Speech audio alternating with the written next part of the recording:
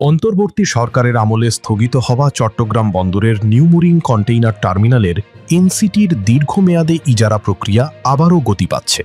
তবে এবার শুধু এনসিটি নয়, এর পাশে থাকা চিটাগং কন্টেইনার টার্মিনাল সিসিটি মিলিয়ে একক টার্মিনাল হিসেবে একসঙ্গে আধুনিকায়ন ও পরিচালনার প্রস্তাব দিয়েছে সংযুক্ত আরব আমিরাত ভিত্তিক বন্দর operator DP world. Bangladesh Dubai যৌথ পাবলিক প্রাইভেট পার্টনারশিপ পিপিপি প্ল্যাটফর্মের চতুর্থ সভায় এই আগ্রহ প্রকাশ করে প্রতিষ্ঠানটি। ৮ এপ্রিল দুবাইয়ে অনুষ্ঠিত সভায় বিষয়টি নিয়ে আলোচনা হয় এবং পরবর্তী বৈঠকে এটি পৃথক প্রকল্প হিসেবে বিবেচনার সিদ্ধান্ত নেওয়া হয়েছে। সভার কার্যবিবরণী থেকে এমন তথ্য পাওয়া গেছে।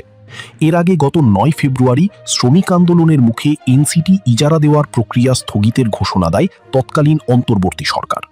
নতুন করে শুরু হওয়া প্রক্রিয়ায় এখন আরও বড় পরিসরে বিনিয়োগ ও পরিচালনার প্রস্তাব দিল দুবাই ভিত্তিক বন্দর পরিচালনাকারী কোম্পানিটি।